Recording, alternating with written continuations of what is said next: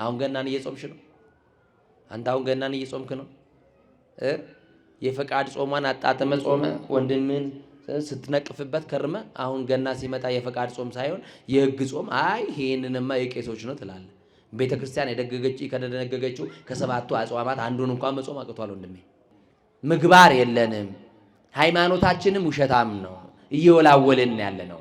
አስማተኛ መንደር እንረግጣለን። ስላሴንም እንማጸናለን።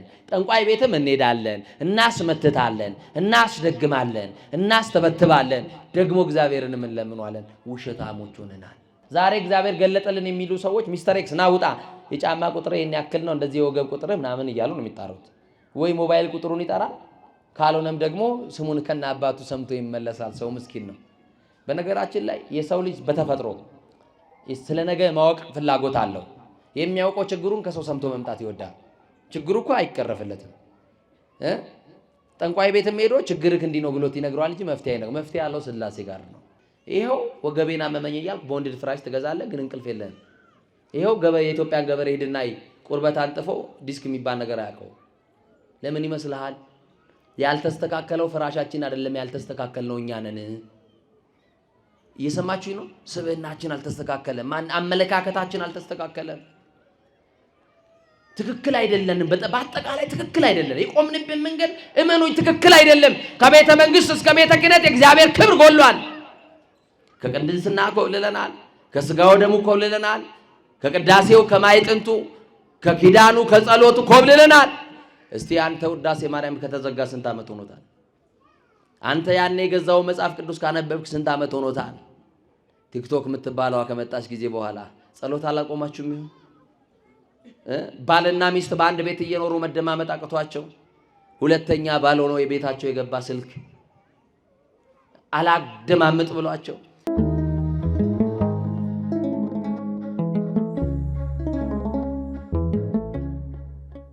የትምህርታችን ርዕስ የሚሆነው እለ ኢፈለጡ ጸጋሞሙ እሜማኖሙ በትንቢተ ዮናስ ምዕራፍ 4 ቁጥር 11 ላይ ያለውን መለኮታዊ ሐሳብ በማንሳት እንነጋገራለን። ቃሉ እለ ኢፈለጡ ጸጋሞሙ እሜማኖሙ ግራቸውን ከቀኛቸው ያለዩ ይላል። እስቲ ከኔ ጋር በሉ፣ ግራቸውን በሉ፣ ከቀኛቸው ያለዩ።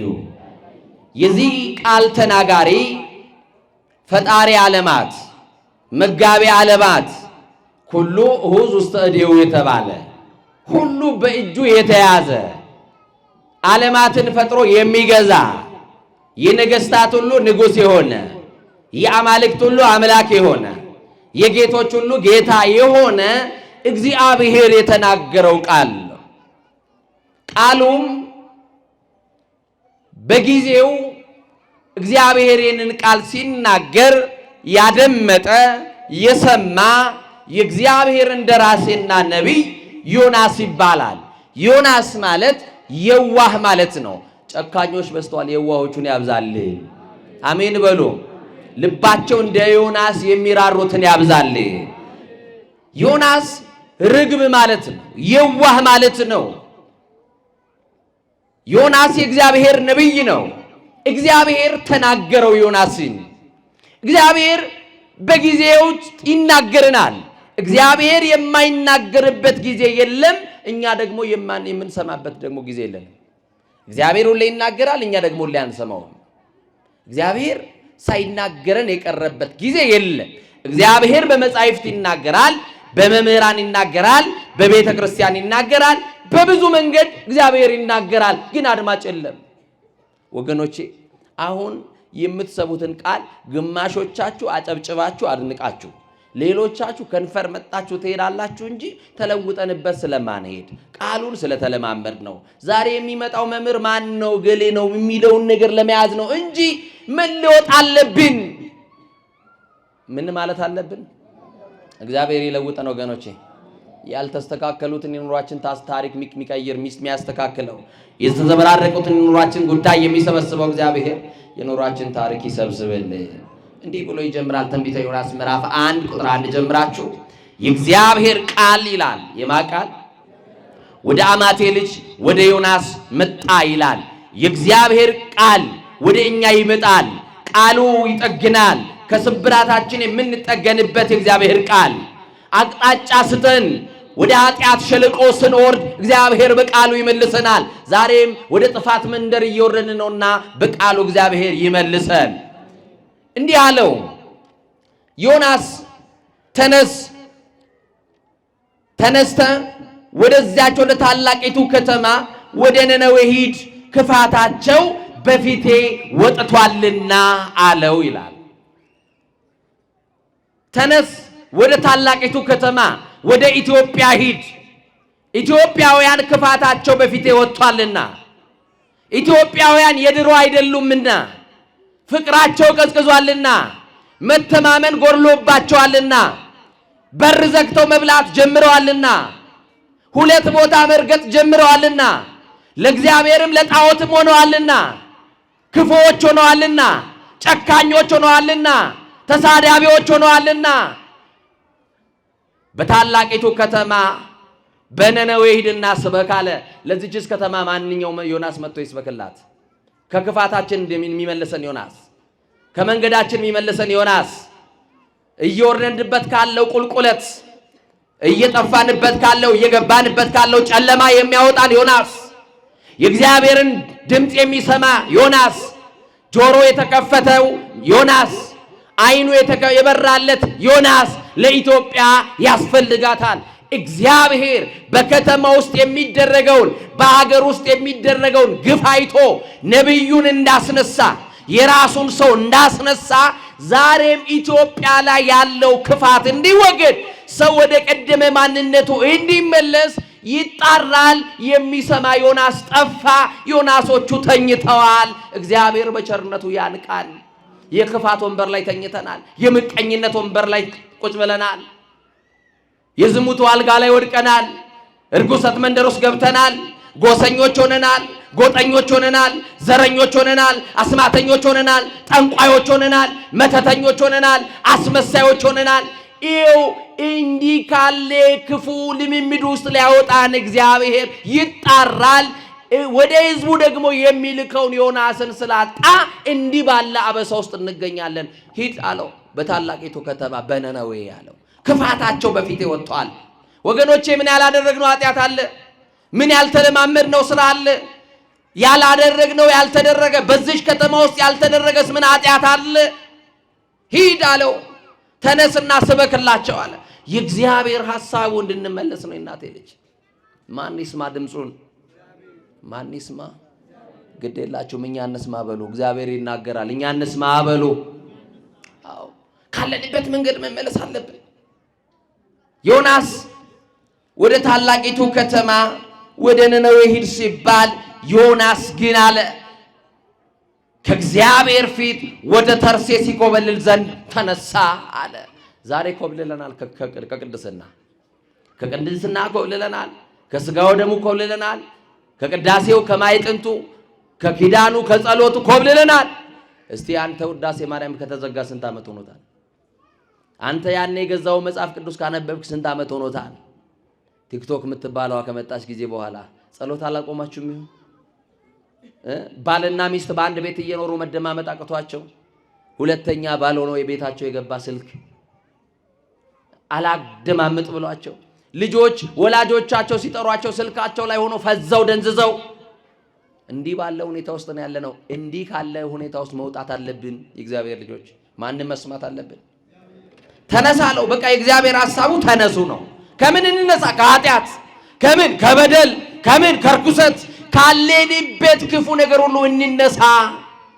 ለታላቂቱ ከተማ ለነነዌ ጥፋት ምክንያት የሆነ ሰው ነበር።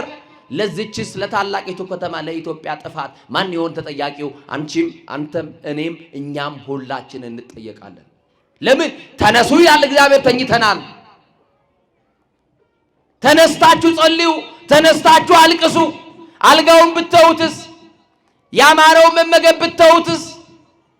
የአበባ ምንጣፉትን ትታችሁ መሬት ብትወድቁስ? እግዚአብሔር እኮ መሐሪ ነው። መሐሪ ነው በሉ እስቲ። ወመኑ መሐሪ ዘከማከ የተባለ እንዳንተ ያለ መሐሪ፣ እንዳንተ ያለ ደግ፣ እንዳንተ ያለ ቸር ማን ነው ተብሎ የተነገረለት? እስመ ውእቱ ኄር ላዕለ ኄራን ወላዕለ እኩያን። እሱ ለክፎችም ለደጎችም ቸር ነው። እስቲ በሉ ከኔ ጋር እሱ በሉ ለክፎችም ለደጎችም ቸር ነው። አንተ መርጠህ ነው በጎ የምትሆነው። ውለታ ለሚመልሰው ሰው አይተህ ነው በጎ የምታደርገው።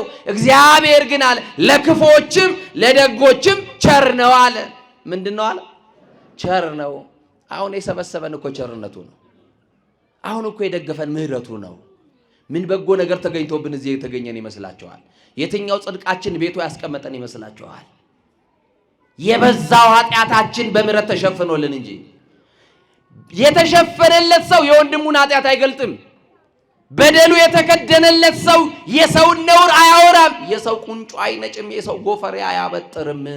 ማረኝ እያለ ስለ ራሱ ያለቅሳል እንጂ ዛሬ ማረን እያለ የምናለቅስበት ነው እንጂ ጣታችንን በሰው ላይ የምንቀስርበት ዘመን አይደለም። እና ይገርማቸዋል። ከእግዚአብሔር ፊት ኮበለለ። እንዴት ቻለው? ማን አሳየው? ማን መራው? ከማፊት ንገሩኛ። ከእግዚአብሔር ፊት ኮበለለ፣ ወደ ኢዮጴም ወረደ ይለናል። እግዚአብሔርን አለመስማት አያችሁ የሚያመጣውን ነገር ወረደ ይላል። ውጣና ስበክ ሲባል አልሄድም ሲል ወረደ ይላል። ወዴት? ወደ ኢዮጴ።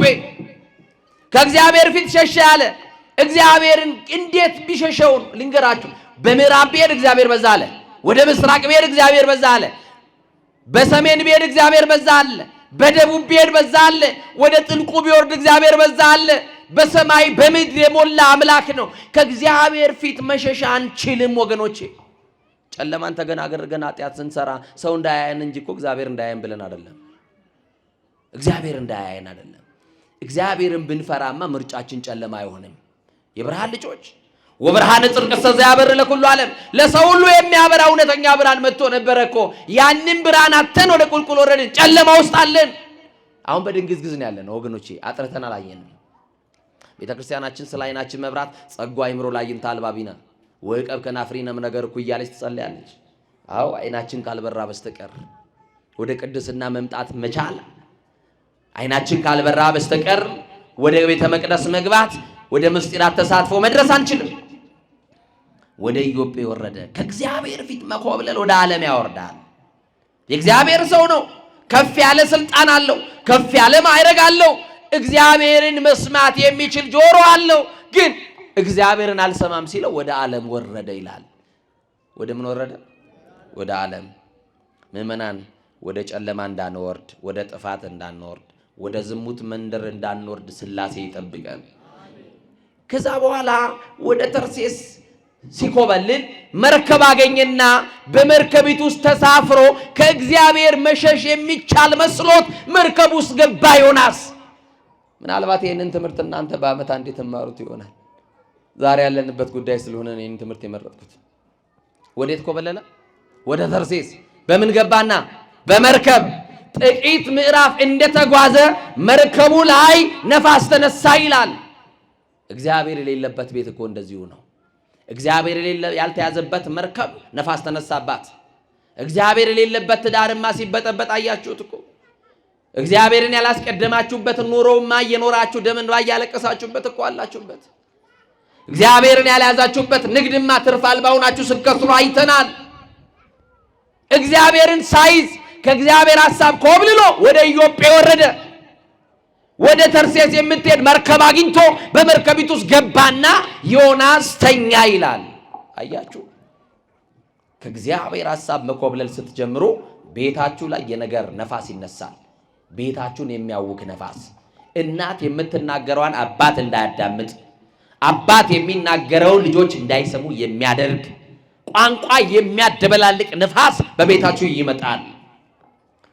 መርከቢቷ ማዕበል ማናወጥ ጀመረ። ማዕበል ተነሳባት። ዮናስ ግን መርከቢቱ የውስጠኛው ክፍል ውስጥ እንደገባ ተኛ አለ። ምን አለ? ለከተማዋ ተነስና ጸልይ የተባለው ሰውዬ ገባና ተኛ ይላል። ተነስተው ቢጸልዩ ለውጥ የሚያመጡ ሰዎች ተኝተዋል። ተነስተው ቢያለቅሱልን ከመከራ ከጭንቅ እንወጣ ነበር፣ ግን ተኝተዋል። ዮናስ ተኛ። ማዕበል ባለው መርከብ ውስጥ ምን ተማምሮ እንደተኛ ይገርመኛል። በቃ ብዙዎቻችን ተኝተናል። እመኑኝ ከእግዚአብሔር ሐሳብ የኮበለልን ስለሆንን ተኝተናል። በራሳችን ፍልስፍና በራሳችን መንገድ የምንጓዝ ሰዎች ስለሆንን ተኝተናል። ዮናስ ተኛ። መርከብ ላይ የሚሄድ ሰው ብዙ ሰው አይተኛም። ለምን? አውሎ አለ፣ ነፋስ አለ፣ ወጀብ አለ። መርከቢቷ ወዲና ወዲህ እየተንገላታች ነው የምትሄደው። ብዙዎች ነቅተው ነው የሚጠብቁት። ድንገት እንኳን መርከቢቷ አደጋ ቢደርስባት ግማሹ የሚችል በዋና ለማለፍ ራሱን ለማዳን ይሞክራል። ዮናስ ገብቶ ግን ተኛ። በመርከብ ውስጥ የነበሩ ሰዎች ደግሞ ነጋዴዎች ናቸው። ምኖች ናቸው? ንገሩኝ። ነጋዴዎች ነበሩ። መርከብ ውስጥ የተኙ ነጋዴዎች፣ መርከብ ውስጥ የገቡ ነጋዴዎች ናቸው። አልተኙም። የተኛው የእግዚአብሔር ሰው ዮናስ ነው። ብቻውን በመርከብ ውስጥ ተኝቷል። አሁን ማዕበሉ አስጨነቃቸው። ወገኖቼ መርከቢቷን የሚያነዋውጠው ነፋስ ሁላችን አስጨንቆናል።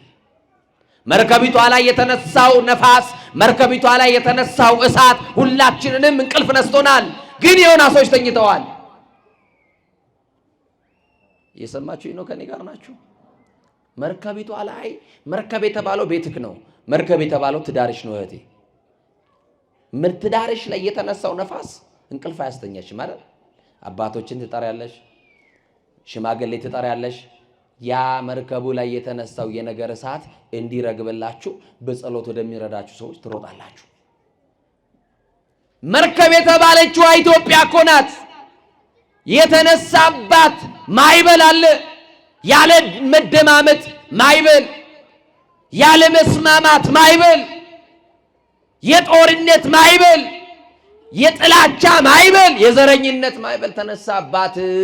መርከብ የተባለችዋን ቤተክርስቲያን፣ መርከብ የተባለችዋን ኢትዮጵያ ሊገለብጣት ነው። ስለዚህ እግዚአብሔር ምን እያለ ነው? ተነሱ። ምን በሉ? ለምን? ለጸሎት ኃይል ያለው እግዚአብሔር ነው። ኃይል ማጋር ነው ያለው። ለመርከቢቷ ጸጥታ ወደ ሆነው ወደ ወደቡ የሚያደርሰን እግዚአብሔር፣ የመርከቧ መልህቅ ወደ ሆነው ወደ እግዚአብሔር ተነሱና ጩሁ ይላል እግዚአብሔር። እና በቃ ምን ያርጉ? መርከቢቷ ልትሰበር ቀረበች። እግዚአብሔር የሌለበት ቤት አይጸናም። ስብራት እንዳይገጥማችሁ፣ ወድቃችሁ እንዳትሰበሩ፣ ወጣችሁ በዛው እንዳትቀሩ እግዚአብሔርን ስሙት። እግዚአብሔርን ባለመስማቱ ምክንያት ለሌሎች ሞት ምክንያት ሆነ። አያችሁ? ለሌሎች መርከበኞች ፈሩ። ያ ፍርሃታቸው እንዲህ አሉ፣ ተነጋገሩና ለትርፍ ብለን የገዛነውን ዕቃችንን ምናልባት መርከቧ ከብዷት ሊሆን ስለሚችል መርከቡን ወደ ውሃ ውስጥ ለምን አንጨምረውም ተባባሉ። እግዚአብሔርን ሳትይዝ ከወጣ እንኳን ትርፍ ዋናህን ትጥላለህ። መጽሐፍ ደግሞ በመጣል አይደለም ያለህን አጽንተህ ያዝ ነው የሚለው። ያለህ ምን ብለህ በቃ መርከቧ ዕቃ ከብዷት መስሏቸዋል። የጫኑት ዕቃ በዝቶባት ማዕበል የተነሳው ከዛ የተነሳ መስሏቸዋል። ይሄ ከፍርሃታቸው ከጭንቀታቸው የተነሳ ማንም ሰው ሲጨነቅ ሊያደርገው የሚችለውን ነገር ነው ያደረጉት።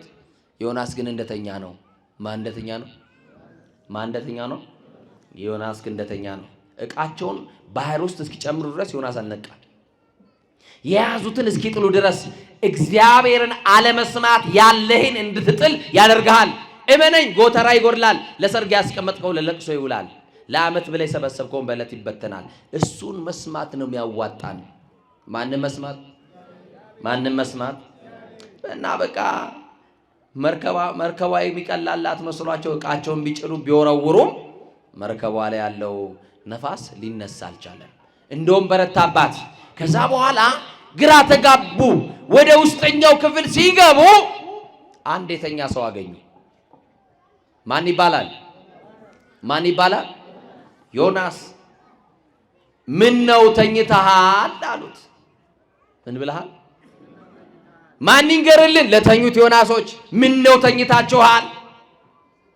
ምን ነው ተኝተሃል ዮናስ? ሞት ከቦን በሞት ቀጠና ውስጥ ሆነን ትተኛለህ አሉት። አያችሁ፣ ለበጎቻቸው ማይራሩ እረኞች ይተኛሉ። ዮናሶች ናቸው። ዮናስ ተኝተዋል። ሞት ከቧቸዋል። ፍርሃት ይዟቸዋል። ያላቸውንም ዕቃ ወደ ባህሩ ጨምረዋል፣ ጥለዋል። ግን ዮናስ ተኝተዋል። ምን አሉት? ምን ነው ተኝተሃል? በከባድ እንቅልፍ ውስጥ የተኛው የእግዚአብሔር አገልጋይ ነው። እኛ አገልጋዮቹ ተኝተን ከሆነ እንንቃ። እኛ አገልጋዮቹ ተኝተን ከሆነ እንነሳ። ምስራቅና ምዕራብ የሚያባብለው መንፈስ ውስጣችን ገብቷል። ተኝተናል። ቆላ እየተቆጣጠርን ተኝተናል። በዘረኝነት ተጠምደናል፣ ተተብትበናል። እኛስ ታስረን የለ ወይ?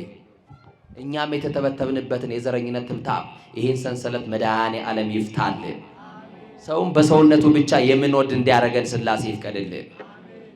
ይሄ ወንዝ የሚያቆጣጥረው መንፈስ መድኃኔዓለም ከምድሪቷ ይሰርዝልን። እና ይገርማቸዋል። ምን ነው ተኝተሃል አሉትና እንዲህ አሉ፣ እንዳንጠፋ አሉት። እስቲ በሉ እናንተ በማርያም በሉ። ፈረዳችሁ? እንዳንጠፋ ተነስተህ እግዚአብሔር ያስበን እንደሆነ አምላክህን ጥራ አሉት። ማን ያስበን እንደሆነ? እግዚአብሔር ያስበን እንደሆነ። አያችሁ፣ ተነስተህ አምላክህን ጥራ አሉት። ዮናስ ከእንቅልፉ ተነሳ። የዚህ ሰዓት አሁንም የተኙትን እግዚአብሔር በምሕረት ያንሳልን። ከዛ በኋላ ዮናስ ከተነሳ በኋላ እንዲህ አሉ፣ ይሄ ክፉ ነገር በማን እንደመጣብን ዕጣ እንጣጣልና እንወቅ አሉ። አሁንም ይቺ መርከብ የተናወጠችው መርከብ የተባለችው ኢትዮጵያ ሰላሟ የተናጋው አዎ በማን ምክንያት ነው ብለህ ጣት እንደምቀስረው እንዳይመስል ዕጣው ይውጣ። ዛሬ በእኛ ላይ እንደሚወርቅ እርግጠኛ ነኝ። በአንቺም ላይ በአንተም ላይ በእኔም ላይ። ይቺን ሀገር የምናደማት እኛ ነን፣ የምናቆስላት እኛ ነን። ከእግዚአብሔር ፊት የኮበለልነው እኛ ነን። መርከቧ ላይ ገብተን የተሸሸግነውም እኛ ነን። ነፋስ የተነሳውም በእኛ ምክንያት ነው። ስለዚህ እንደ ቅዱስ ዳዊት ማቅ ለብሰን አንተን ብቻ በደልን በፊትህም ክፉ ስራ ሰራን እያልን ልንለምነው ይገባል። እየመረራችሁ ስሙ። ጣት መቀሰራችን እናቁም። ሚስተር ኤክስ ሚስተር ዋይ ማባባሉን እናቁም እና ይሄ ነገር ያገኘን ይሄ ጥፋት ያገኘን በእኔ ምክንያት ነው ብሎ የሚያለቅስ ዮናስ ያስፈልጋል። ዕጣ ይጣጣል ሲባል ዕጣው በማን ላይ ወደቀ? በዮናስ ላይ። ዛሬ ያገኘን መከራ፣ ዛሬ ያገኘን ስደት፣ ዛሬ ያገኘን ሰቆቃ፣ ዛሬ ያገኘን እንግልት በማን ይመስላችኋል? ይሄ ሁሉ መከራ የመጣብን በተኙት ዮናሶች ናቸው። በተኙ ዮናሶች፣ በጎቻቸውን በማሰማራት ባልቻሉ እረኞች፣ ራሳቸውን ብቻ በሚመለከቱ የእረኝነት ስራቸውን በተው በረሱ፣ ከእግዚአብሔር ሐሳብ ፈቀቅ ባሉ ዮናሶች ያገኘን መከራ ነው። እመኑኝ፣ ዓለም ጠልቶናል። ይሄ እየመረረ ልንቀበለው የሚገባ እውነት ነው። ኦርቶዶክሳውያን ናችሁ እንዴ? ተጠራጠራችሁ እንዴ? ካቶሊካውያን አለባችሁ እንዴ? ውስጥ ኦርቶዶክሳውያን ናችሁ? ኦርቶዶክሳውያን ናችሁ ወይ? የሥላሴ ልጆች ናችሁ ወይ? የድንግል ማርያም ልጆች ናችሁ ወይ? ዓለም ጠልቷቸዋል። ዓለም ማይተማችንን ጠልቷል። ተጠልተናል። በዓለም በየትኛውም ዓለም ክፍል ሂዱ መከራ የሚደርስበት ኦርቶዶክሳዊ ነው። ለምን? ዓለም እግዚአብሔርን በካደበት ጊዜ አያችሁ፣ በአምልኮ የጸናች ኦርቶዶክሳዊት ቤተክርስቲያን ናት። ስብሐተ እግዚአብሔር ያላጓደለች 365 ቀናትን ከፋፍላ እንደ ወቅቱ እንደ ጊዜው እግዚአብሔርን የምታመልክ የምትሰግድ በመጽሐፍ ቅዱስ ስሟ የተጻፈላት ሀገር ኢትዮጵያ በተለይ እጆቿን የምትዘረጋው ወደ አምላኳ ወደ እግዚአብሔር እንደሆነ የተነገረላት ኢትዮጵያ እድል ፈንታዋ እግዚአብሔር ብቻ ነው። የዚች ሀገር ተስፋዋ እግዚአብሔር ብቻ ነው። እመኑኝ፣ ተስፋዋ እግዚአብሔር ነው ካልን እናንተም ተስፋችሁ እግዚአብሔር ነው። ወደ ተስፋችሁ ወደ እግዚአብሔር ኖ፣ ወደማይጠላችሁ ወደ እግዚአብሔር ኖ። የኃጢአት ሐሩር ያጠወለጋችሁ ኑ። የኃጢአት ፀሐይ ሞቃችሁ የጠወለጋችሁ ሐሩሩ ያጠወለጋችሁ ኑ። ቤተክርስቲያን ጥላ ናት። ልጆቼ ትላለች ቤተክርስቲያን። በሯን ከፍታ ትጠራችኋለች። እግራችሁ እየደረሰ ልባችሁ እየሸፈተ እኮ ተቸግረን ነው። እኛም ቃላችን ሌላ፣ የምንኖረው ኑሮ ሌላ፣ የምንሰብከው ሌላ፣ የምንኖረው ሌላ፣ የምንዘምረው ሌላ፣ የምንኖረው ሌላ፣ የምንቀድሰው ሌላ፣ ቅድስናው የለን። እኛም ራሳችንን እንፈትሽ። እኛም ራሳችንን ልንመለከት ይገባናል። የቤቱ አገልጋዮች እናንተም ስንደክም አይታችሁ አትፍረዱብን። እናንተ የለበሳችሁትን ሥጋ ነው የለበስነው። ልንደክም እንችላለን፣ በድካማችን የሚራራ ጌታ አለን ተብሎ ግን ተጽፏል። ስንደክም የሚያበረታን፣ ስንዝል የሚደግፈን፣ አይዟችሁ ብሎ በብርታት ቃል የሚደግፍ ደግ የሆነ አባት አለን። እሱን ተስፋ አድርገን የመጣ ነው። ዳዊት ምንድን ነው ያለው? እኔ ግን በምሕረት ብዛት ወደ ቤት እገባለሁ እኮ ነው ያለው። በምን ብዛት? ስለዚህ ሁላችን እዚህ ውስጥ ምሕረት የተደረገልን ሰዎች ነን። የሰማችሁ ነው አይደል? የተለየን አይደለን። ምሕረት የተደረገልን ሰዎች ነን። እና ከዛ በኋላ ይህ ክፉ ምክንያት በማን ምክንያት እንዳገኘ ንገረን አሉት። እጣው በዮናስ ላይ ወጣና በምን ምክንያት ነው ያገኘ? ማነ? ስራ ምንድን ነው? ከወዴት መጣ? አገርስ ማን ነው ብለው ጠየቁት። እንዲህ አለ፣ እኔ አለ ዕብራዊ ነኝ አለ። እስቲ እኔ ኢትዮጵያዊ ነኝ በይ። እኔ ኬንያዊ፣ እኔ ሱዳናዊ ነኝ፣ እኔ ሶማሊያዊ ነኝ። ኧረ በመድኃኒዓለም እንዴ እኔ በሌላ ቋንቋ ባስተምር ይሻለኛል። አማርኛ ሰው እንዴ? እስቲ እኔ ኢትዮጵያዊ ነኝ በሉ። ኢትዮጵያዊነትማ እንደ ቲሸርት ምን ቀይራት ከሆናለች እኮ ድሮ ነበር በአባቶቻችን ዘመን። አሁን አገሩን የሚወዳለ እንዴትም አድርጎ በኬንያም ይሁን በሱዳን በሶማሌ የሚወጣ ነው እንጂ ሀገሩን የሚወድ ሰው አለ? ንገሩኛ። ጥቂት ሰው ነው ያለው። ማምላክ ምስክሬ ድሮ ተወስዶ በጣም ብዙ ነገር ተወስዶብናል። ስለዚህ አሁን ደግሞና እኔ ኢትዮጵያዊ ነኝ በሉ። ዮናስ ሲጠየቅ የመለሰው እኔ ዕብራዊ ነኝ አለ። የተኛው ዮናስ ሲቀሰቀስ እጣው ሲወድቅበት፣ ስለዚህ እኔ ኢትዮጵያዊ ነኝ፣ የዚች ሀገር ባለዕዳ። አንተ ኢትዮጵያዊ ነህ፣ የዚች ሀገር ባለዕዳ፣ የዚች ቤተክርስቲያን ባለዕዳ። አንቺ ኢትዮጵያዊ ነሽ፣ አዎ የዚህ ሀገር ባለዕዳ ነሽ። ለሀገርሽ ሰላም ያልጸለይሽ፣ ለወገንክ ስደት መሬት ወድቀ ማልቀስ ያልቻልክ፣ ዛሬም እንብላው እያላችሁ ያላችሁ፣ በዳንኪራው አስረስምሹ እያላችሁ ያላችሁ ሰዎች አላችሁ። ትወዷታላችሁ ኪዳነ ምሕረትን። አዎ፣ ግን ስለ ሀገራችሁ ምን ያክል፣ ስለ ቤተ ክርስቲያን ምን ያክል ስለምትወዷት ነው አይደል የተሰበሰባችሁት? ነው አይደል? ቀጥሎ እንዲህ አለ፣ እኔ ዕብራዊ ነኝ ካለ በኋላ ባህሩንና የብሱን የፈጠረውን የሰማይን አምላክ እግዚአብሔርን አመልካለሁ አላቸው። ማንን ታመልካላችሁ? ማንን ነው የምናመልከው? አቤት እግዚአብሔርን ምናመልከው፣ ምንበረከክለት፣ ምንሰግድለት፣ በጎ አምልኮ ምናመልከው እግዚአብሔርን ነው። በቅዳሴያችን ላይ ቅዳሴ ልክ እንደተገባ ዲያቆኑ በእንተ ቅድሳት ከማንበቡ በፊት ምንድን ነው የሚባለው? ካህኑ ፍትሐ ዘወልድ ሊደግምላችሁ ሲል ዲያቆኑ የሚያሰማው አንድ ነገር አለ። ለእግዚአብሔር በፍርሃት ሆናችሁ ስገዱ ይላል። በዚህ ቤተ መቅደስ ለማን ነው የሚሰገድ? ለማን? ስለዚህ ዮናስ መልሱ ምንድን ነው? የመጀመሪያው እኔ ዕብራዊ ነኝ አለ። ዕብራዊ ነኝ። የመጀመሪያው አንተ ኢትዮጵያዊ ነህ አይደለ? መጀመሪያ ኢትዮጵያዊነትን አስቀድም እስቲ። እየሰማችሁኝ ነው አይደል? ከዛ በኋላ የሚከተለው ይከተላል። እኔ ዕብራዊ ነኝ ካለ በኋላ ባህሩንና የብሱን የፈጠረውን የሰማይን አምላክ እግዚአብሔርን አመልካለሁ ሲላቸው ፈሩ ይላል። ምን አሉ? ማንን አመልካለሁ ስላለ ምናልባት እጣው የወደቀው በሱ ነው። ደግሞ እግዚአብሔርን አመልካለሁ እያለን ነው። ይሄ ሰው የእግዚአብሔር ሰው ይመስላል። ይሄንን ሰው አንስተን ወደ ባህር ብንጨምረው እግዚአብሔር አንዳች ነገር ሊያደርገን ይችላል ብለው ፈሩ።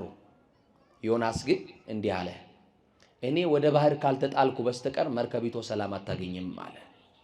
አንድ ሰው የሚጣል ዮናስ፣ መርከቢቷን የበጠበጣት ዮናስ ወደ ባህር መጣል አለበት። የሰማችሁ ነው። ወይንም ደግሞ ዮናሶች ተሰብስበው መርከቢቷን ያናወጡ ዮናሶች ተሰብስበው በእግዚአብሔር ፊት ሊጣሉ ይገባል። ራሳቸውን ሊያዋርዱ ይገባቸዋል። እየሰማችሁ ነው የምለው ነገር። ከዛ ግድ የላችሁም አትፍሩ፣ አንሱና ወደ ባህር ውስጥ ጣሉኝ አላቸው።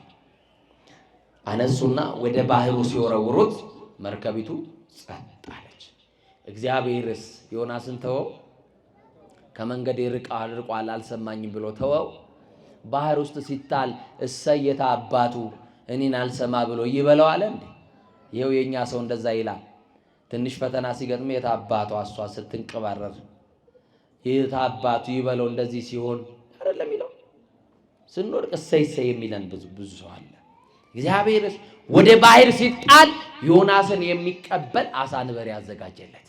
አሳ አንበሪ ሆዱ እኮ ምቹ አይደለም። ሳይንስ የምታው መቼም በደንብ ታውቃላችሁ ከኛ በተሻለ። በሆድ ውስጥ እንደ መጋዝ ያለ ዳይጀስት የሚያደርግበት ነገር አለው። የአሳ አንበሪ ሆድ ውስጥ የገባ ሰው ይቆራረጣል። ምቹ ያልሆነ ነገር ውስጥ ነው ያለው። አሳ አንበሪ እንደ ኬሚካል ያለ በውስጡ አሲድ ይተፋል። አያችሁ፣ እግዚአብሔር ለዮናስ ያዘጋጀለት ምቹ ያልሆነ ነገር ነው።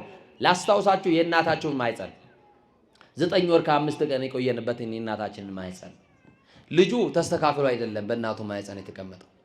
እየሰማችሁ ነው አይደል? እንዲህ ሸርተት ብሎ ነው የተቀመጠው። አንድ ቀን አንቺ ማዬ ለራስሽ ተስተካከልሽ በትራሽ ስተኝ እንዴ ዘገዘቅሽኝ እኮ ብሏት ያውቃል እንዴ ልጁ? ንገሩኛ። የእናት ማይጸን ውስጥ ኦክሲጅን የለም። በእናት በኩል ግን ሁሉን ነገር እግዚአብሔር ያደርግለታል አይደል? ያ ልጅ 9 ወር ከ5 ቀን ቆይታውን ጨርሶ ከማይጸን ዓለም ሲወጣ ከጠባባው ወደ ሰፊ ከጨለማው ወደ ብርሃን ሲመጣ ያ ልጅ አይስቅም፣ እያለቀሰ ይመጣል። ለምን ይመስላችኋል? ተዘግዝቄም ሲመቸኝ ከነበረው ከማይጸን ዓለም ተስተካክዬ ወደማይመቸኝ ዓለም መጣው ብሎ ያለቅሳል። ይሄው ወገቤና መመኘ እያልክ ቦንድድ ፍራሽ ትገዛለህ፣ ግን እንቅልፍ የለህም። ይሄው የኢትዮጵያን ገበሬ ሄድና ቁርበት አንጥፎ ዲስክ የሚባል ነገር አያውቀው። ለምን ይመስልሃል? ያልተስተካከለው ፍራሻችን አይደለም፣ ያልተስተካከልነው እኛ ነን። እየሰማችሁኝ ነው? ስብዕናችን አልተስተካከለም፣ አመለካከታችን አልተስተካከለም። ትክክል አይደለንም። በአጠቃላይ ትክክል አይደለም። የቆምንበት መንገድ እመኑኝ ትክክል አይደለም። ከቤተ መንግስት እስከ ቤተ ክህነት የእግዚአብሔር ክብር ጎሏል። እና ባህር ውስጥ አሳ አንበሪውን አዘጋጀለት። 3 መዓልት 3 ሌሊት በአሳ አንበሪ ሆድ ውስጥ። እስቲ እኔ ይገርመኛል እግዚአብሔር ውሃ ውስጥ 3 ደቂቃ ያለ ኦክሲጅን መቆየት ይቻላል? ይቻላል ወይ? እንደው ጎበዝ የሆነ ዋህናተኛ 1 ሰዓት መቆየት ይችላል ውሃ ውስጥ? አያችሁ፣ ኦክሲጅን ሳይዝ። ስለዚህ ዮናስን የተቀበለው ማን ነው ማለት ነው? እግዚአብሔር ስትወድቅ ወንድሜ ዝም ብሎ አያይህም። እግዚአብሔር ስትጣል ዝም ብሎ አያይም። እህቴ ዝም ብሎ አያይሽም። በኃጢአት ውስጥ ነን፣ በርኩሰት ውስጥ ነን፣ በደል እየጨመርን ነው። ስንወድቅ ግን እግዚአብሔር ዝም ብሎ አያይንም። የሚያነሳ እጅ አለው፣ የደገፈን የምሕረት እጅ አለ። አያችሁ፣ ይቅር ያለን እጁ። አሁን እኮ ያለ ነው የደገፈን የምሕረት እጁ ነው አይደል? እና 3 መዓልት 3 ሌሊት ካደረ በኋላ ዮናስን የት እንደተፋው ታውቃላችሁ? አልሄድም ብሎ የኮበለለበት ከተማ ላይ እግዚአብሔርን አልታዘዝም ወዳለው ወደ መጀመሪያዊቱ ከተማ ሊሰበክላት ወደሚገባት ከተማ ዳር ላይ አሳ አንበሪው ተፋው። አያችሁ፣ ብዙዎቻችን ዓለም ውጦ አስቀርታናለች እንጂ አልተፋችንም።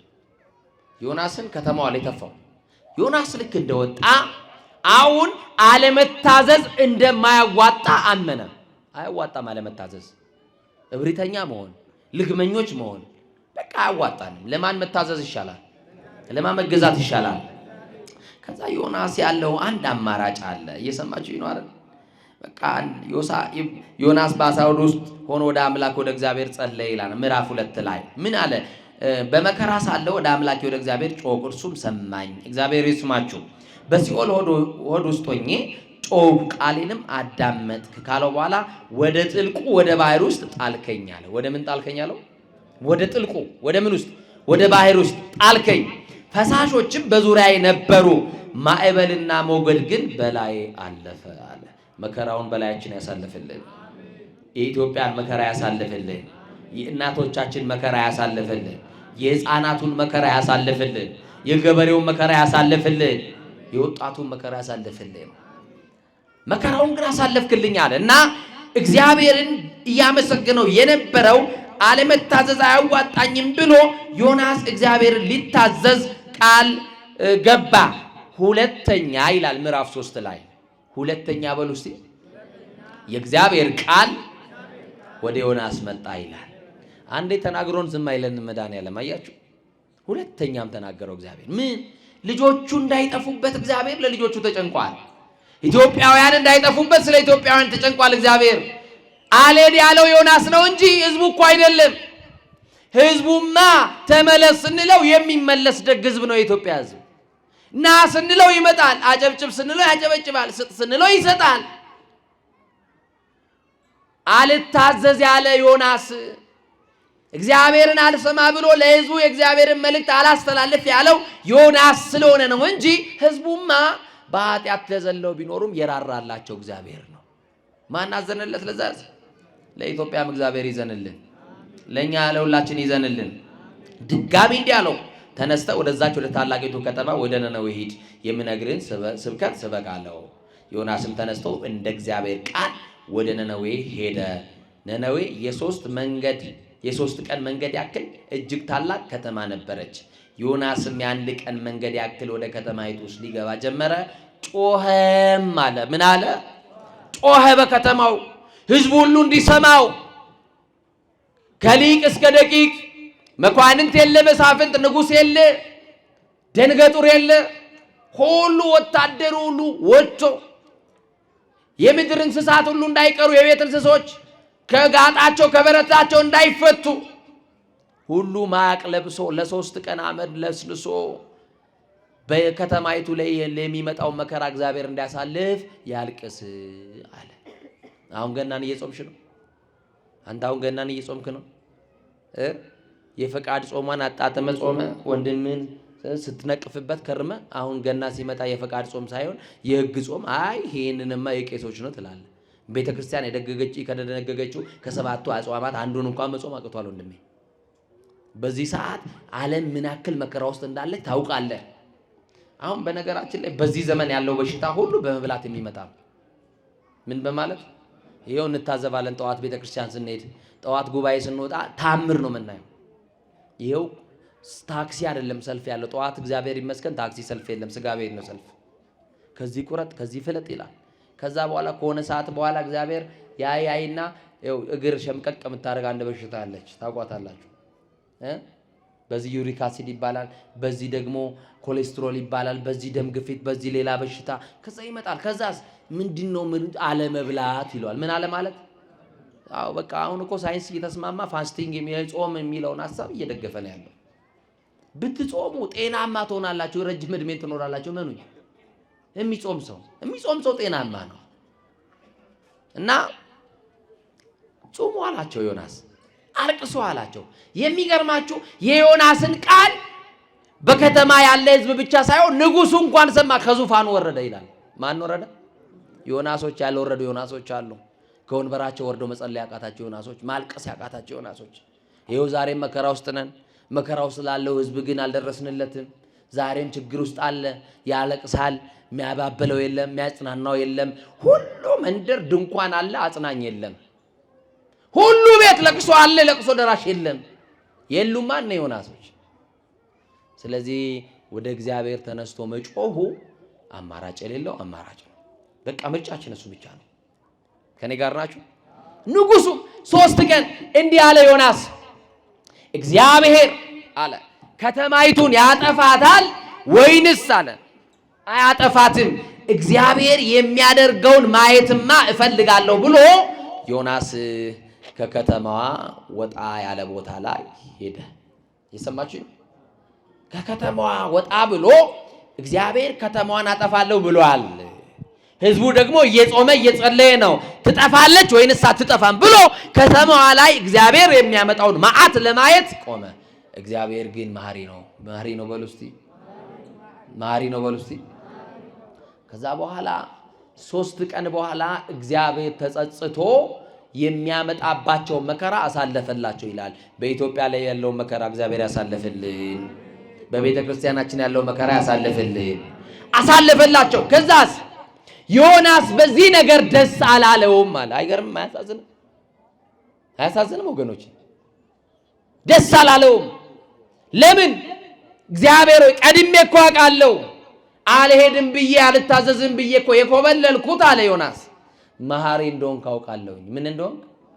መሐሪ እንደሆንክ አውቃለሁ። አጠፋቸዋለሁ የሚለውን ቃል ተናግሬ አንተ ደግሞ ምሕረት ብታደርግ ህዝቡ ከነቢያት ሐሰት ይደምረኛል፣ ውሸታም ይለኛል ብሎ ነበረ። አሁንም ምን አለ? ህዝቡን ምሕረት ስላደረገለት ከ3 ቀን በኋላ እግዚአብሔር ለከተማይቱ ይቅርታ ስላደረገላት አዘነ። ዮናስ አልተደሰተም። እግዚአብሔር ዮናስን እንዲህ አለው፣ በውኑ ታዝን ዘንድ ይገባሃል አለው። ትቆጣ ዘንድ ይገባሃል አለው። አዎ እቆጣ ዘንድ ይገባኛል። ቀድሜም እኮ አልሄድም ያልኩት በዚህ መሐሪ እንደሆንክ አውቄ ነው አለው። ዮናስ ከተማይቱን ለቀቀና ወደ አንድ ቦታ ሄደ። የሚጠለልበትን መጠለያ ሰራና ከዛ ተቀመጠ። እግዚአብሔር ቅል የሆነችን ቅል አዘዘና ጥላ እንድትሆነው አደረገለት። ዮናስ በዛች ቅል ስር ተጠለለ፣ ደስም አለው አለ። ከዛ በኋላ ማታ ላይ አንድ ትል መጣችና ቅሊቷን መታቻት። ለዮናስ ጥላ የሆነችው ቅል ደረቀች። ቀትር በሆነ ሰዓት ዮናስ አናቱን ፀሐይ ቀጥቅጦ መታው። ዮናስ ሰውነቱ ዛለ፣ ደከመው። በዚህ የተነሳ ዮናስ ተበሳጨ። ለማን የተበሳጨው ከተባለ ለሚጠፉት ህዝቦች አይደለም። ዮናስ ለነነዌ ህዝብ አልተጨነቀም፣ አላለቀሰላቸውም። እግዚአብሔር ከጥፋት ስለተመለሰ ምሕረት ስላደረገላቸው በዛም አልተደሰተም። በጣም የሚገርማችሁ የዮናስ ብስጭት ለምን ያቺ ጥላ የሆነችን ቅል ያቺ ትል መታ አደረቀቻት በሚል በዚህ ተበሳጨ። በውኑ አለው እግዚአብሔር አሁንም ትቆጣ ዘንድ ይገባሃልን አለው። ትቆጣ ዘንድ ይገባሃል ዮናስ አለው። አዎ ይገባኛል፣ እንደውም ከህይወት ሞት ይሻለኛል ብሎ ተናገረ በድፍረት። እንዲህ አለው እግዚአብሔር አንተ ላልደከምክባት ጠዋት በቅላ ማታ ለጠወለገች ለዚች ቅል ተጨንቀሃል። እኔ ግን አለ እለ ይፈለጡ ጸጋሞሙ እሚማኖሙ ግራቸውን ከቀኛቸው ያለዩ ህዝቦች ይላሉባት 127,000 ህዝብ በላይ ለሚኖርባት ለነነዌስ እንዴት አላዝንም አለው እግዚአብሔር። ለኢትዮጵያስ እንዴት አያዝንም? 100 ሚሊዮን ህዝብ በላይ ላለባት ለኢትዮጵያስ እግዚአብሔር እንዴት አያዝንም? ዛሬ ዮናሶች የሚያዝኑት ለህዝቡ ጥፋት አይደለም። የዛኛው በብሉይ ኪዳን የነበረው ዮናስ ሐዘኑ ጥላ ለሆነችለት እሱ ላልደከመባት ላላበቀላት ላልደከመባት ለዛች ቅል ነበር የተጨነቀው። ዛሬም ከሰው በላይ ለቁስ የሚጨነቁ ሰዎች አሉ ወገኖቼ። ሕንጻ ሥላሴ እየፈረሰ ትውልድ እንደ በሬ እየታረደ ማንና ሳይቶን ይሄንን ጭካኔ ወገኖቼ እኔ ገርመኛል። ኢትዮጵያውያን እንዲህ ያልነበራችሁ እንዲህ አልነበርንም። እስቲ ለፋሲካ እስቲ ለገና እስቲ ለሆነ በዓል ባሎቻችሁን ወይም አይለዛም ከፍ ያሉ ልጆቻችሁን የሚጾሙ ልጆቻችሁን እስቲ ዶሮ ወረድልኝ ስትሉት ዶሮ ካረደ በኋላ እኮ አንቺ ይዘሽ የምትቆሚው ሳፋውን ነው። የዶሮውን እንኳን መከራ ጣር ላለማየት ዶሮ አርደን ስንነሳ ሳፋ እንደፋበታለን። ዛሬ ማን አስተማረን ታዲያ ወንድምን አጋድሞ ማረዱ? ማን ያሳየን? ይሄንን ጭካኔ ማን ያመጣብን? የለብንም። በታሪክም አልነበረም፣ በአባቶቻችን ዘመንም አልነበረም። ታሪክ አንብቡ፣ የለም። ማን አሳየን ይሄንን ጭካኔ? ስለዚህ ተኝታችኋል። በወንዱም በሴቶችም ያላችሁ ዮናሶች፣ በቤተ መቅደሱም በውስጥም በውጭም ያለን ዮናሶች ተኝተናል። ልንነቃ ይገባናል። ምንድነው ያለው እግዚአብሔር? ግራቸውን አለ። እስቲ በሉ ከቀኛቸው ያለዩ በዛች ከተማ የሚኖሩ አሉ። ግራቸውን ከቀኛቸው ያለዩ የተባሉት ኢትዮጵያውያን ናቸው። ጽድቅና ኃጢአት የተደበላለቀብን ሕፃናትን ታውቃላችሁ። ጫማ ልበሱ ብትሏቸው ቀኝና ግራውን ያውቁታል። የቀኙን ለግራው የግራውን ለምን ይለብሳሉ? ለምን ይመስላችኋል? ጠይቃችኋል? ሕፃናት ስለሆኑ የማስተዋል ደረጃ ላይ ስላልደረሱ አይደል? ቀኝና ምናቸውም ስለማይለዩ ግራቸውን።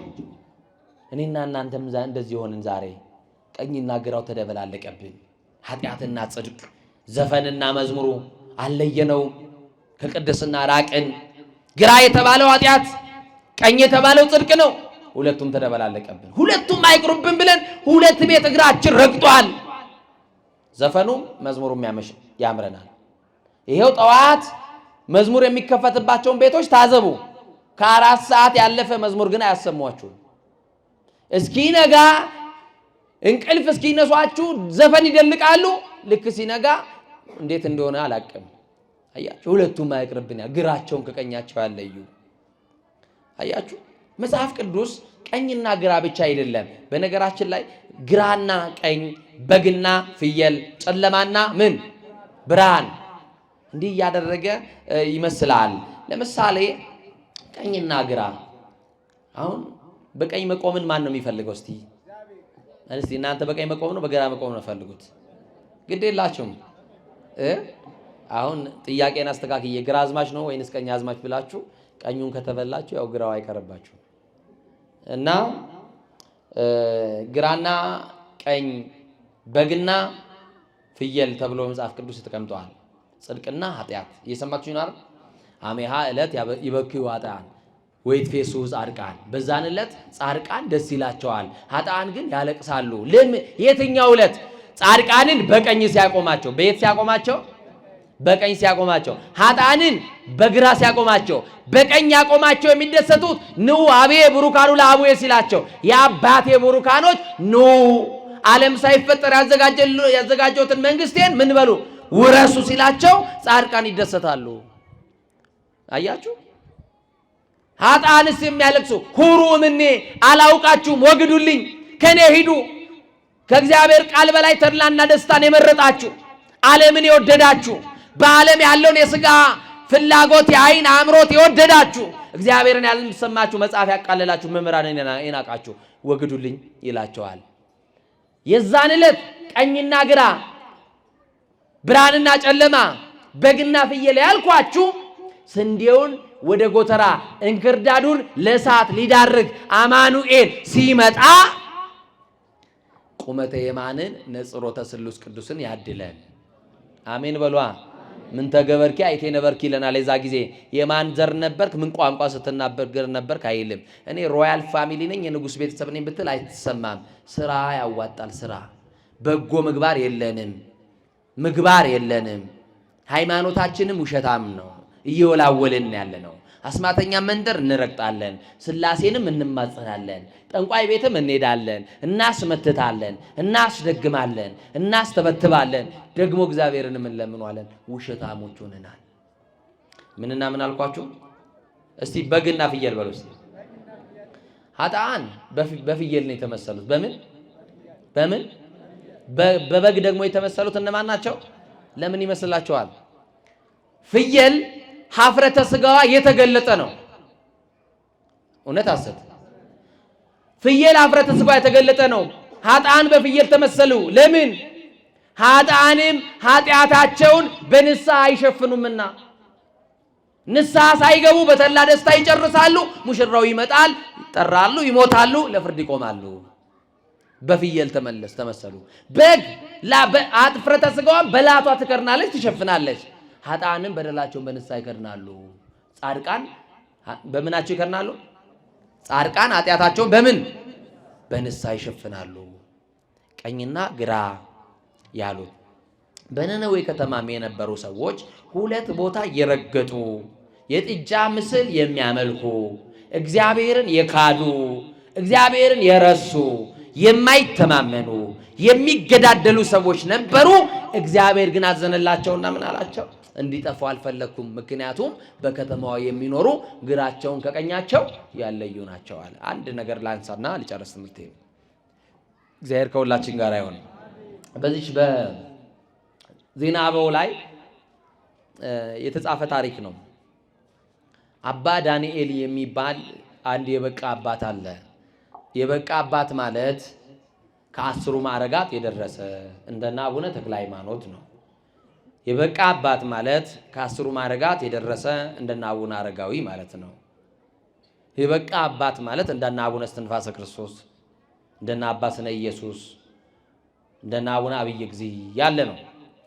የቅዱሳን በረከት በሁላችን ላይ ይደር እና ከ10 ማዕረጋት የደረሰው ሰው እኚህ አባ ዳንኤል የሚባሉት በሚኖሩበት ገዳም አንድ ሰው ንስሐ ሊገባ ይመጣና ሰይጣን ዝንጋዬ ያሳድሮ የሰማችሁናል ንስሐችሁን እንድትረሱ ከእግዚአብሔር ጋር እውነተኛ እርቅ እንዳይደረግ የሰራችሁትን ኃጢአት እንድትሸሽጉ ዝንጋዬ ያሳድርባቸዋል። አያችሁ? እኛ አባት ግን ለአንቺ የተረሳ ለአንተ የተረሳውን ኃጢአት እግዚአብሔር እየገለጠ ይነግራቸውና ልጄ እቺንም እኮ ረስታታል እያሉ ይናገራሉ። ይሄ ጸጋቸው ነው። ይሄ ጽድቃቸው ነው። እየሰማችሁ ነው። ዛሬ እግዚአብሔር ገለጠልን የሚሉ ሰዎች ሚስተር ኤክስ ናውጣ የጫማ ቁጥር ይሄን ያክል ነው እንደዚህ የወገብ ቁጥር ምናምን እያሉ ነው የሚጣሩት። ወይ ሞባይል ቁጥሩን ይጠራል፣ ካልሆነም ደግሞ ስሙን ከነ አባቱ ሰምቶ ይመለሳል። ሰው ምስኪን ነው። በነገራችን ላይ የሰው ልጅ በተፈጥሮ ስለ ነገ ማወቅ ፍላጎት አለው። የሚያውቀው ችግሩን ከሰው ሰምቶ መምጣት ይወዳል። ችግሩ እኮ አይቀረፍለትም። ጠንቋይ ቤትም ሄዶ ችግርህ እንዲህ ነው ብሎት ይነግረዋል እንጂ መፍትሄ አይነግረው። መፍትሄ ያለው ስላሴ ጋር ነው።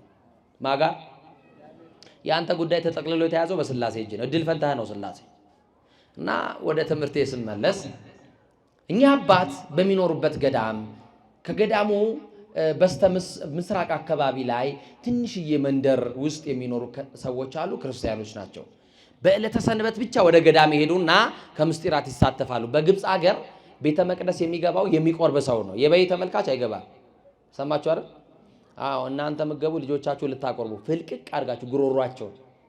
አንተ ግን አትቆርበውም።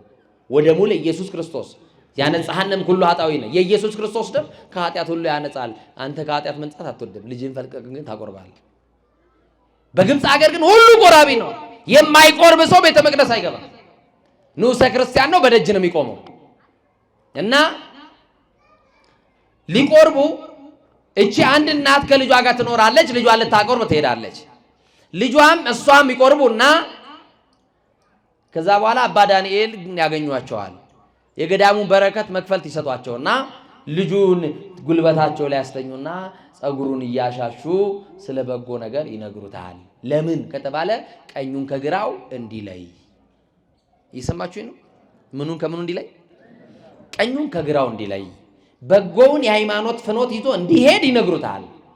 ግን እንደ እድል ሆነና ያለ እናቱ የሚታዘዝ የሚቆርበው ልጅ እድሜው 20ዎቹ ውስጥ ሲሆን ወደ 30 መቃረብ ሲጀምር ትዳርም አልያዘም፣ እናቱን ያገለግላል። ድንገት ሳይታሰብ ከእናቱ ቤት ወጣና ጠፋ። እናት ፍለጋ ልጇን ወጣች። አየው የሚላትን ሰው ግን አጣች። እናት ልጆቿን ትፈልጋለች። እናት የተባለችው ቤተክርስቲያን ናት። አንተ ጠፍተህባት ትፈልጋለች። እናት የተባለችው ቤተክርስቲያን አንቺ ጠፍተሽባት ትፈልግሻለች። ያኔ በልጅነት የዘመርሽላት እመቤቴ ዛሬም ትወድሻለች። ያኔ ተሰልፈ የቆረብከው የፍልሰታ ላይ ስቆርብ የነበርከው እመቤቴ እዛ ጊዜ እኮ አይታለች። ያን ጊዜ እኮ መድኃኔዓለም አይተዋል። ልጄ ዛሬ ትሄደ እያለ ይፈልግሃል። ግራውን ከቀኝ ተምታቶብናል። ቢሆንም ግን እግዚአብሔር ይፈልገናል። ሰማችሁኛል? ይሄ ልጅ ጠፋ። እናት ፍለጋ ሄደች፣ ተንከራተተች። አየው እንኳን የሚላትን አንድ ሰው አጣች። ምን ታድርገው? ሞቷል ብላ እንዳትሄድ የነገራት የለም፣ እርም እንዳታወጣ። አለ ብላ እንዳትል አለ የሚላትን አጣች። ብቻ በሯን መዝጋት አቆመች። ልጇ ከጠፋ ቀን ጀምሮ ምኗን መዝጋት? ቤተ ክርስቲያን ዛሬም በሯ ክፍት ነው ላንተ ወንድሜ። ጨክነ መውጣት ያቃተህ ነገርማ እንዳለ አውቃለሁ። አዎ፣ ግን አይዞህ ጨክነ ውጣ። ከአምላክ ፍቅር አይበልጥም። መውጣት ያቃተህ የተያዝክበት ነገርማ አለ እኮ፣ አልፈርድብህም። ግን ከመብራን ፍቅር አይበልጥም። ከምትወድህ ከምትሳሳልህ ከእናትህ ፍቅር አይበልጥም። ከሚወድህ ከሰማይ አገር ወርዶ የፈለገህ ባገኘህ ጊዜ በትከሻው የተሸከመ ከአማኑኤል ፍቅር አይበልጥም። ከሞተልህ ከቆሰለልህ ከደማልህ ከተገረፈልህ ከአማኑኤል ፍቅር አይበልጥም። እና በሯን ገርበብ ታረግና ትተኛለች። ለምን ካሉ ድንገት እኔ እንቅልፍ ጥሎኝ ልጄ መጥቶ ቢያንኳኳ ደጅ እንዳይቆምብኝ ብላ እናት በሰቆቃ በሯን ከፍታ ማድረግ ጀመረች። ወንድሞቼ አትቀየሙኝ። እናቶቻችሁን እማዬ እመጣለሁ ኳስ ልይ ብላችሁ ትወጣላችሁ አይደለ? ኳሱ 4 ሰዓት ያልቅና 1 2 3 ነው። 1 2 3 ነው። ስንት ነው የሚባለው? አንድ 2 3 አይደለም፣ 1 2 ነው የሚባለው ነው። 2 4 ነው የሚባለው። 1 2 ለማለት ከጓደኞች ጋር በዛ ትቀርና እናት ትሳቀቃለች፣ ትፈልጋለች። ከዛ የሆነ ጩኸት ስትሰማ ልጄን ገደሉብኝ ብላ የለበሰችውን አታውቅ፣ ጫማ መጫማቷን አታውቅ፣ ዘላ ትወጣለች። ያንተ ነገር እንዲያሳስባታል እናትህ። አንተ ለእናትህ ግድ የለህም፣ እጭ ትላታለህ፣ አላቀልሽም ትላታለህ፣ የራስሽ ጉዳይ ትላታለህ፣ ታመናጭቃታለህ። እናት ነች እኮ በሰቆቃ እንቅልፍ ሳይዞርባት አንተን እየጠበቀች ታድራለች። ልክ ቤተክርስቲያንም እንደዛው ነው። አንተ እናትህ ናት፣ እንዲሁ ትጠብቅሃለች። አንተን ጠፍተህ እንዳትቀር፣ ኃጢአት በልቶ እንዳትቀር፣ በዝሙት ተውጠሽ እንዳትቀሪ መድኃኒዓለም ልጄ ነይ ይኸው ዛሬ ነው እድል ያለው በቃ ኑ ይለናል መድኃኒዓለም። አበዛውባችሁ መሰለኝ፣ ይቅርታ አድርጉልኝ። በጣም ረጅም መንገድ ነው ተጉዤ የመጣሁት ከሞያሌ መስመር። እግዚአብሔር አበርትቶኝ ነው የቆምኩት። እግዚአብሔር ያበርታችሁ እናንተ ነው። እና አጭር ነገር ልንገራችሁ እና 3 ቀን ቀጠለ፣ ሳምንት ቀጠለ፣ 15 ቀን ቀጠለ፣ 1 ወር ልጇ ሊመጣ አልቻለም። እናት ማልቀሷን ቀጠለች። ለ40 ቀን ለልጇ ታለቅሳለች ቁጭ ብላ። ይሙት ይኑር ለማታውቀው ልጇ፣ የት እንደደረሰ ለማታውቀው ልጇ፣ ለካስ ልጇ ያ ደግ ልጇ ያ ስጋው ደሙን ሄዶ ገዳም የሚቀበለው በአባቶች ተባርኮ የሚመጣው ልጇ ሸፍቶ ጫካ ገብቶ ነበር። ገበያ የሚሄዱ ሴቶችን በመንገድ ያስቆምና አይዘርፋቸውም፣ ያስነውራቸዋል። ካስነወራቸው በኋላ ደግሞ ይገድላቸዋል። አስነውሮም አይተዋቸውም።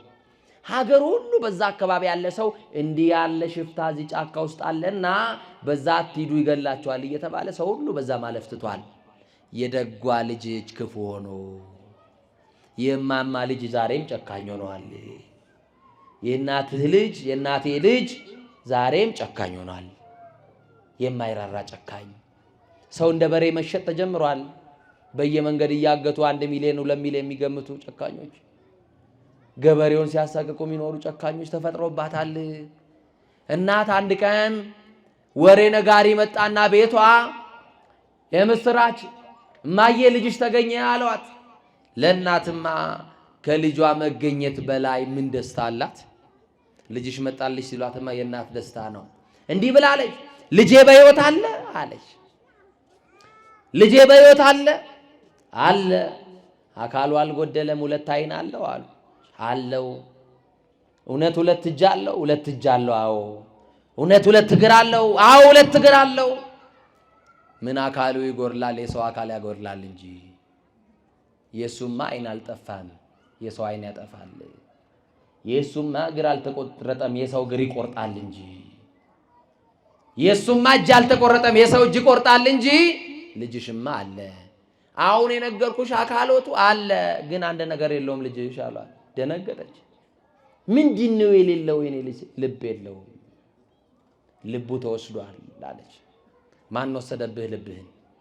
ያኔ መዝሙር እየሰማ የምታለቅስበት ልብህ፣ ወንጌል ስትሰማ የምትነፈርቅበት፣ ነገረ ክርስቶስን እያሰብክ የምታለቅስበት፣ የእመቤቴን ስደት አስበ የቅዱሳንን ሕይወት እያሰብክ የምታለቅስበት፣ ኃጢአትን እያሰብክ የምታነባበትን ልብህን ማን ሰረቀ? ንጹሕ የነበረ እኮ ልብ ነበረሽ። የሚወድ ልብ፣ የሚያፈቅር ልብ፣ ይቅር የሚል ልብ፣ የሚተው ልብ፣ ከቂም የነጸዳ ልብ ነበረን። አሁን ግን በዛ ቦታ ሌላው ተተካበት፣ ልባችን ተወሰደብን። ኢትዮጵያውያን ኧረ ልባችንን ይመልስልን። እና እናት ምን አለች? ልጄ መኖሩን የምፈልገው ግድ የለም እኔ እናቱን ይሰማልና ፍለጋ ሄዳለሁ አለች። ተይ ልጅሽ ጨካኝ ነው ይገልሻል አሏት። ምንም ቢሆን እኮ ደረቅ ጡቴን አጥብቼ ያሳድጌ ያለ እናት ያሳደግኩ የደከምኩበት ልጄ ነው፣ አይገለኝም፣ ሄዳለሁ አለች። እናት በልጇ እርግጠኛ ናት። እናንተ በእናታችሁ እርግጠኛ አይደላችሁ። ድንግል ማርያም እንደምትፈልጋችሁ እኮ እርግጠኛ ናት። እኔ እግራችኋለሁ፣ እርግጠኛ ነኝ። ትፈልጋችኋለች፣ ትወዳችኋለች። እናንተ እሷን ለመውደዳችሁ እርግጠኛ ናችሁ? አዎ ካላችሁ ኃጢአቱን ተው። አዎ ካላችሁ ጫቱን ተው። አዎ ካልከው ሲጋራውን ለቀና። አዎ ካልከው ከዝሙት መንደር ወተና። እናት ትፈልግሃለች። መድኃኔዓለም ይፈልግሃል። ቅዱስ ቤተክርስቲያን ትፈልግሃለች። እና ጫካው ሄደች። እናት መቼም ልጇን መጣራት ታውቅበታለች አይደል? ልጄ አበባዬ ያለች ገባችና፣ ልጄ አበባዬ የልጅነቴ ልጄ ብቻ አይደለም እኮ ጓደኛዬ፣ ሚስጥረኛዬ፣ የት ነው ያለው የኔ ልጅ? እናትህ እኮ ናፍቄ በሰቀቀን አንተ ከጠፋ በዓይኔ እንቅልፍ ሳይዞር ቤቴም ሳይዘጋ ነው ያለው። ኧረ ልጄ ያለው በለኝ ትላለች ጫካ ጆራ። ይኸው ኢትዮጵያም እንደዛው የተጣራች ነው። ልጆቿ አድምተዋት፣ ልጆቿ አቅስለዋት፣ ልጆቿ ጨክነውባት። ኧረ ወደ ልባችን ይመልሰን አማኑኤል። ኧረ አሜን በሉ። እናት ስትጣራ ተኝቶ የነበረው ልጇ ተነሳና የሆነች ሴት እንደምትመጣ አየ።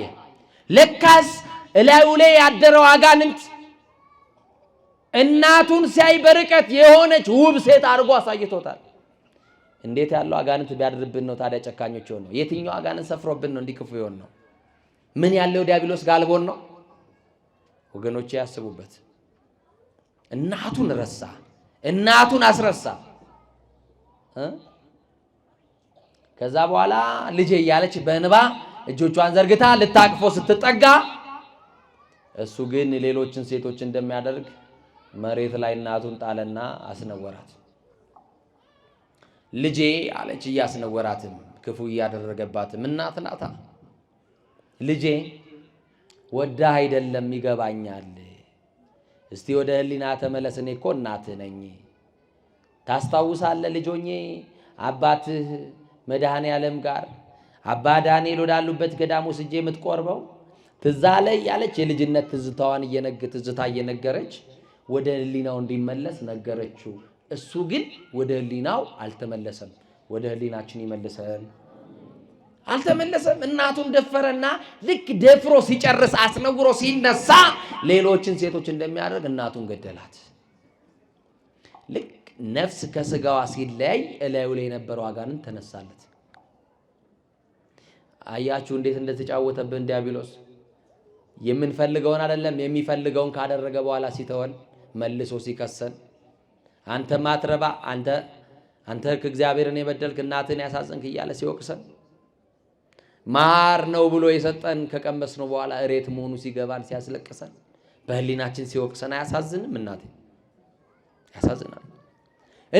እናትየው ሞተች። ሲያይ አጋንንቱ ሲነሳለት የሞተችው እናቱ ናት። እናቴን በላው በእጄ፣ እናቴን አጣዋት፣ ገዳይዋ ሆንኩኝ፣ በሰቆቃ ፍለጋ የመጣችው እናቴን አለ። በናፍቆት የመጣች እናቴን ገደልኳት አለ። ተነሳ፣ ራሱን ፈጠፈጠ፣ ወደቀ፣ ተነሳ። ምን አለ? እናትየው ግን በዛው በለቅሶ የሚነሱ ቢሆን ስንት ወዳጆቻችንን ባላጣናቸው፣ ያውም ደጎቹን አተናቸው እንደ እግር እሳት እየተንገበገብን እንደው አልቅሰን ብንመልሳቸው ዛሬ ማታ እንደው ያልቅሰን ባነሳናቸው ግን አይተመለስም። ከእጅ ሳትወጣብህ እናትህ ወርቅ ናት። ከእጅ እንዳታመልጥ እናትህ ዳይመንድ ናት። እናትህ በምድር ላይ ያለችዋ ትልቋ ገንዘብ ናት።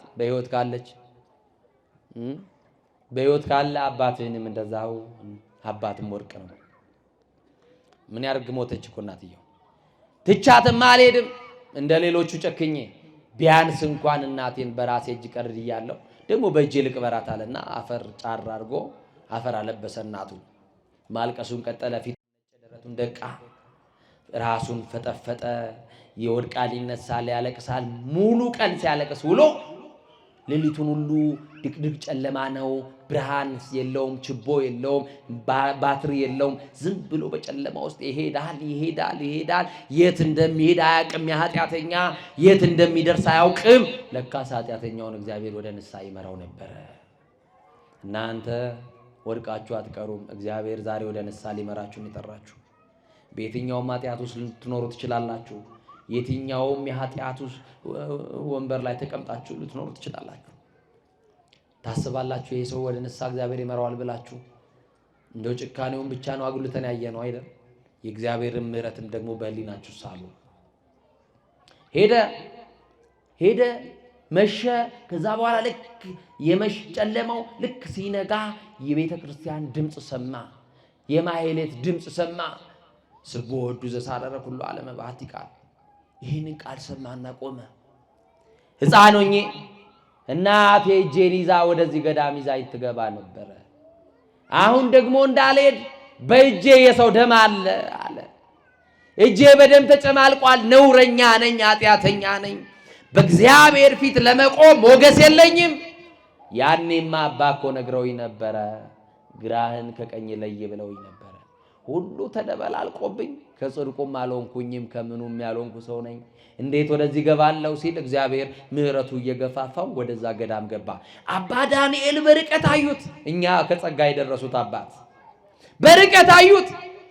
ይኸውና አቡነ ተክለ ሃይማኖት ይሄንን ዘመን እኮ አይተውታል። ታውቃላችሁ? እኔና እናንተ ፍቅር የምናጣበትን ዘመን፣ የምንነካከስበትን፣ የምንባላበትን፣ የምንገዳደልበትን ዘመን አይተው ከዛ ዘመን አድርሰ እህል አታስበላኝ ውሃ አታስጠጣኝ ብለው ለምነዋል። አዩት አባ ዳንኤል። አሁንም መድኃኔዓለም ይሄን በምሕረቱ በቸርነቱ ይሄን በይቅርታው ይሄን እናቱን ገሎ የመጣ ሰው ብለው አለቀሱለት። ማንም የነገራቸው የለም። ጸጋው እግዚአብሔር እኮ ነው። አያችሁ? መንፈስ ቅዱስ ከሳቲ ነው። የተሰወረን ይገልጣል። ገለጠላቸው። ጠጋ አለና አባንም አልተሳለምም። እሳቸው ጋር በርቀት ቆመና ለቅሶ አልቆመም፣ ያለቅሳል። ከማልቀሱ ብዛት የተነሳ ድምፁ ሁሉ ተዘግቷል። አባ አላቸው።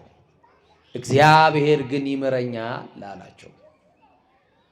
እናንተ ለዚህ ሰው ግን መልስ እንድትሰጡት ፈልጋለሁ። ዛሬ ትምህርቴን ጨረስኩ። ይኸው እግዚአብሔር ይምረኛል ወይ ያለ ጥያቄ ነው። እናንተ ለኔ ሳይሆን ለዚህ ሽፍታ መልሱለት። አዎን ይምርሃል በሉት። በደንብ አድርጋችሁ ከፍ አድርጋችሁ እስቲ እናንተ አዎ ይምርሃል በሉት። እናንተ በሉ አዎ። ቀጠለና ጥያቄ አባቴ እግዚአብሔር ግን ይቅር ይለኛል ወይ ያለ መልሱለት። ቀድ መልሱለት። ሁላችንም እንመለስ እስቲ። አዎ ወንድሜ አንተንም አዎ ይቅር ይልሃል። እህቴ አንቺንም እግዚአብሔር ይቅር ይልሻል። አዎ ወንድሜ እግዚአብሔር ይምርሃል። እህቴ አንቺንም እግዚአብሔር ይምርሻል። ግን እግዚአብሔር ቀኝና ግራችሁ ተደበላልቆባችኋል። ለሁለት ጌቶች ልትሆኑ ስለማይገባ ምርጫችሁን አስተካክሉ። ኢያሱ እንደመረጠው የምታመልኩትን ዛሬ ምረጡ፣ እኔና ቤቴ ግን እግዚአብሔር እናመልከዋለን እንዳለ እሱም ብቻ በማምለክ እግዚአብሔር ያጽናችሁ። ከዛ በኋላ አዎ እግዚአብሔር ይምርሃል ሲሉ አይ አባቴ አለ የሰራውትን ባያውቁ ነው እንጂ ቢያውቁማ ይምርሃል አይሉኝም አላቸው። ያውቃሉ አያውቁም? ያውቃሉ አያውቁም? የኛ አባቶች እያወቁ አላወቅንም ይላሉ። ዛሬ ሳይሰሙ ሰማን የሚሉት፣ ሳያዩ አየን የሚሉት ይሄው አሁን እግዚአብሔር በጆሮዬ ነገረኝ ይሏቸዋል። የኛ አባቶች ግን እግዚአብሔር ነግሯቸው ገልጦላቸው ምን አሉት? ልጁን ለንስሐ በቁት። ንስሐ ማለት ይሄ ነው፣ በአፉ መናገር ኃጢአት አይደል? ምን አሉት? አዎ አውቃለሁ ልጄ እናትህን ገላ አይደል የመጣ ቢሉት ይሄንን ሰው በአፉ ንስሐው እንዲናገር እድል አልሰጡትም አይደል? በራሱ አንደበት እንዲናገር ምን አሉት? ልጄ ምን ብትሰራ ነው ይሄንን ያልከኝ? እስቲ ግድ የለህም እግዚአብሔር እኮ ማሪ ነው ንገረኝ አሉትና አስቀመጡት። ከዛ በኋላ ቁጭ ብሎ ከእናቱ ቤት እንዴት እንደወጣ፣ ጫካ ውስጥ ምን ያክል ሴት እንዳስነወረ እንደገደለ፣ ፍለጋ የመጣች እናቱን ደግሞ እንደገደላት፣ እላዩ ላይ የነበረው ሰይጣን ሴት የሆነች ወጣት ሴት አስመስሎ እንዳሳየው፣ ከዛ በኋላ ከገደላት በኋላ ደግሞ መንፈሱ እንደሄደለትና ወደ ልቡ እንደተመለሰ እናቱ እንደሆነች ደግሞ እናቱን ቀብሯት ወደዚህ እንደመጣ ነገራቸው። አለቀሱ። ይህን ሲሰሙ ምን አሉ? እና አቡነ ተክለ ሃይማኖት ቀድሞ አልቅሰውልናል። አሁንም ጻድቁ ያልቅሱልን። አለቀሱ። ከዛ በኋላ እንዲህ አሉት፣ ልጄ ወደምነግርህ በረሃ ትሄዳለህ አሉት። ወደምነግርህ በረሃ ሂድ። በዛ በረሃ ውስጥ ውሃ የለም፣ የሚበላም የለም፣ የሰው ድምፅም አይሰማም። ድምፅ አራዊቱን ታግሰ ጸባ አጋንንቱን ችለ ግድ የለም እዛ ዋሻ ውስጥ ግባ። በመሬት እንዳትቀመጥ፣ በምንጣፍ ላይ እንዳተኛ፣ ውሃ እንዳትጠጣ፣ እንጀራ እንዳትበላ፣ እጆችህን ወደ ሰማይ ዘርጋ።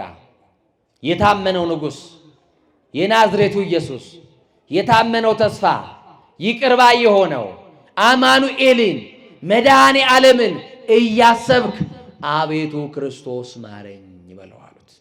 ሁላችሁም በሉ እስቲ ከኔ ጋር አቤቱ በሉ።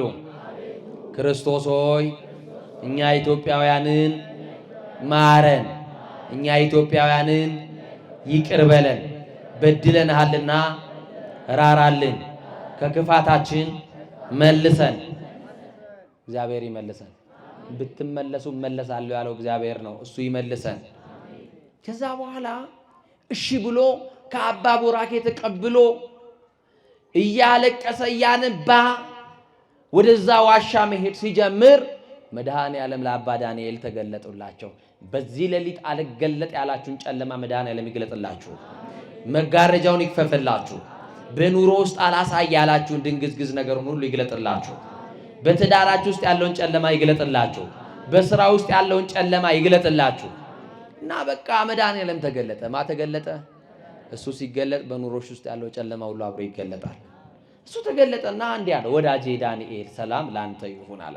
አማናዊ የሆነ የክርስቶስ ሰላም በኢትዮጵያውያን ላይ ይሁን። የማይነጠቅ የማይወሰድብን ሰላም የክርስቶስ ሰላም ነው። እና ወዳጄ ሰላም ላንተ ይሁን አለው መድኃኔዓለም። ዳንኤል አባ ዳንኤልም ተደፍተው የኔ ጌታ ያንተ ሰላም በእኔ ላይ ይሁን ብሎ ቃሉ መስማት ጀመረ። እንዲህ አለው፣ አንድ ኃጢአተኛ ሰው ወደ አንተ መጥቶ ነበር አይደል አለው እግዚአብሔር። አዎ መጥቶ ነበረ። እናቱን ያስነወረ ብዙ ሴቶችን የገደለ እጁ በደም የተታለለ መጥቶ ነበረ። አዎ መጥቶ ነበረ። እንዴት ይህን ያክል ወንጀል በደል ሰርቶ ለ3 ቀን ብቻ ንስሐ ሰጠኸው አሉት። ለስንት ቀን? አቤት እኔ ጋ ቢመጣ የሰውዬ ጉድ ነበር የምሰራው። እየሰማችሁኝ ነው? ስንት ዓመት እለዋለሁ እኔ እድሜ ልክ ነው የምለው። እየሰማችሁኝ ነው? ስትመጡ ምህረቱን አስባችሁ ነው። እሺ ሰማችሁኝ? ምኑን አስባችሁ? እና አዎ ለ3 ቀን ብየዋለሁ።